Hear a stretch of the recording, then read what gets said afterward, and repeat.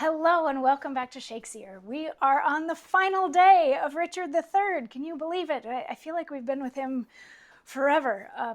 But yeah, anyway, last day of Richard III, where we are in what the folio calls Act 5, Scene 2, what other versions call Act 5, Scene 5, which means we're going to have to fill you in on what happens in Act 5, Scene 4, because yesterday we finished with Act 5, Scene 3, as they're known in other versions. But anyway, we'll catch that up. But I'm not going to tell you yet who does this monologue, unless you're looking at the title up there, because if I tell you, then that tells you who wins. So anyway, at the end of Act 5, Scene 3, we are marching off to war. We had spent Act 5, Scene 3 bouncing back and forth between Richard's camp and Richmond's camp, and everybody's getting ready to go to war, and Stanley told Richmond to get a jump on Richard, and then that actually happens, and like all of the ghosts had visited, so Richard isn't feeling so great today, and Richmond is feeling really fantastic today.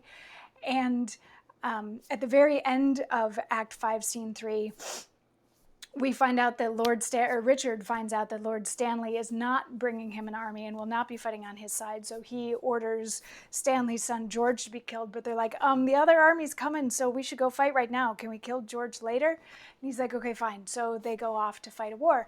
And Act 5, Scene 4, as it exists in other versions, is just a really small snippet from the battlefield where Catesby comes in and he's talking to Norfolk. He's like, Richard needs help. He needs help. His horse has been killed, so now he's fighting on foot, and we have to go rescue him.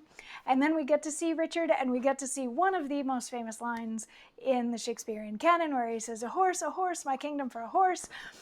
And it's literally, he wants a horse to get on so that he can keep fighting, because he's been knocked off of his horse and he's running around. And, you know, when you're in the midst of a battle, I mean, I'm sure plenty of you have watched Game of Thrones or things like that, where there's a whole bunch of people fighting on horses and then a whole bunch of people on foot. And the people on foot are in danger of not just being killed, but also being trampled. And they can't see very well because the horses are taller, all that sort of thing. So Richard literally wants a horse to get back on so that he can be a better fighter. And he's like, I swear I've already killed 5 Richmonds here on the battlefield today, so there must be a bunch of Richmonds running around. I just need to get on a horse so that I can keep fighting. And that's the end of Act 5, Scene 4.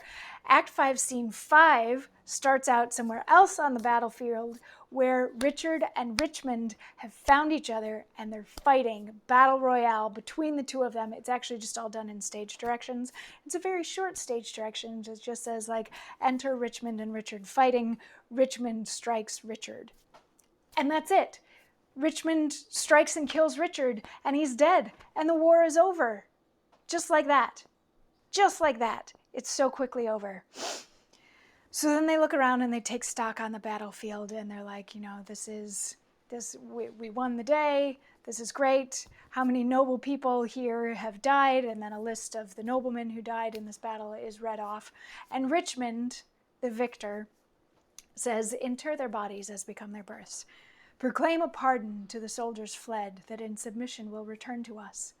And then, as we obtain the sacrament, we will unite the white rose and the red.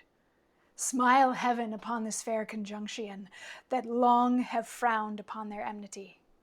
What traitor hears me, and says not Amen? England hath long been mad, and scarred herself. The brother blindly shed the brother's blood. The father rashly slaughtered his own son. The son, compelled, been butcher to the sire. All this divided York and Lancaster, divided in their dire division. Oh, now, let Richmond and Elizabeth, the true successors of each royal house, by God's fair ordinance conjoin together. And let thy heirs, God, if thy will be so, enrich the time to come with smooth-faced peace, with smiling plenty and fair prosperous days. Abate the edge of traitors, gracious Lord, that would reduce these bloody days again, and make poor England weep in streams of blood. Let them not live to taste this land's increase, that would with treason wound this fair land's peace. Now civil wounds are stopped, peace lives again. That she may long live here, God say, Amen. And that's the end of the play. So he's a very gracious winner. He instructs that all the people that have died get proper burials. He says that he'll pardon anybody that was on Richard's side that wants to come over to his side now. And then he has also decided that he should marry Elizabeth, who is the younger sister of Princes Edward and Richard, who former King Richard killed, for pretty much the same reason that Richard wanted to marry her. Like, Richard thought that marrying her would solidify his claim to the throne, but now Richmond, who is on the Lancaster side of things, wants to marry the next in line of the Yorks so he can end the War of the Roses and bring peace back to England, keep England from fighting amongst itself. And he says that anybody moving forward that wants to break that peace or be a traitor to that peace should be put to death so that England can live in peace and harmony from here on out. So, and that's the end of the play. And so it's a very big ending to these epic history plays that Shakespeare has written. I mean, we have King Richard II, Henry IV, part 1 and 2, Henry V, Henry VI, parts 1, 2, and 3, and now Richard III. That's an epic span of the English monarchy about which he's written, and that is now coming to a close with the Yorks and the Lancasters finding peace in this marriage of Richmond and Elizabeth, and with Richard III being killed. So the play is interesting. Don't you think? It's interesting for that. It's interesting for the fact that it like puts a button on the end of this huge historical scope about which Shakespeare wrote.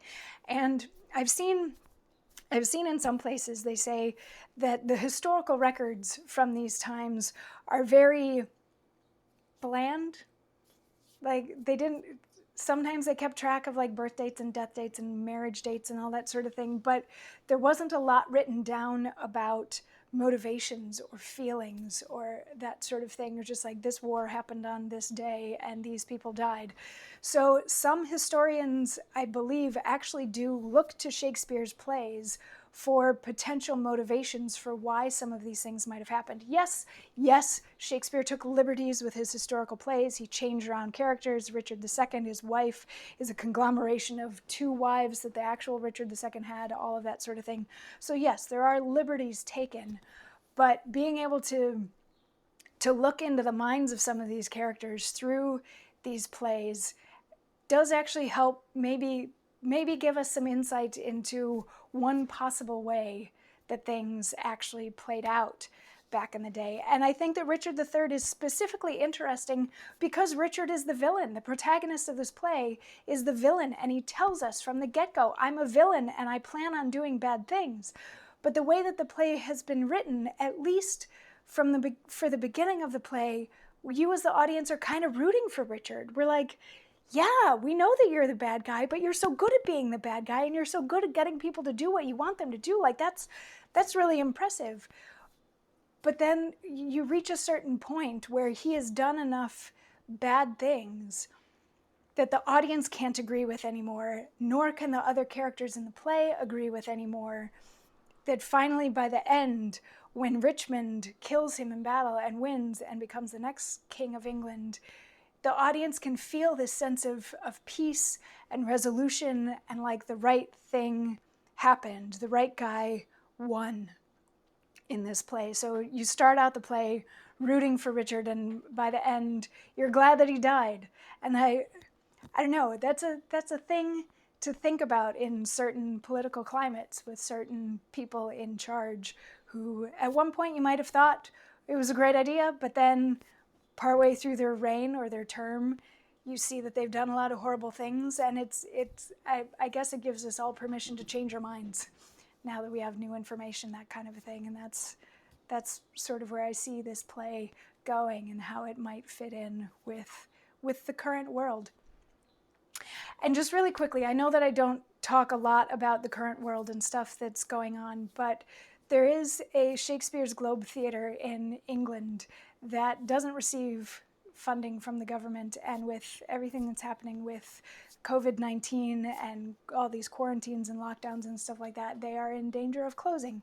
So if you have a little extra cash and you want to make a donation to an arts organization that is really powerful and impactful. I got to see a show there last summer, and I was brought to tears. It was such an amazing experience to go and visit Shakespeare's Globe.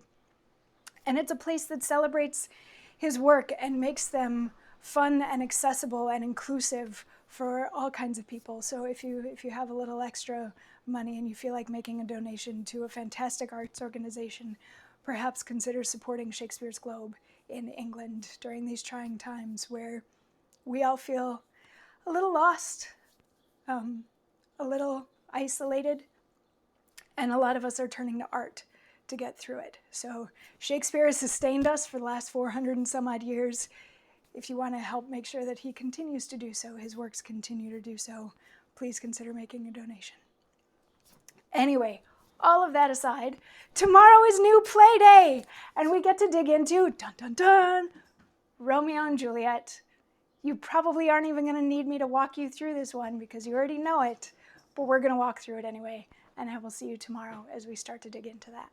Mwah.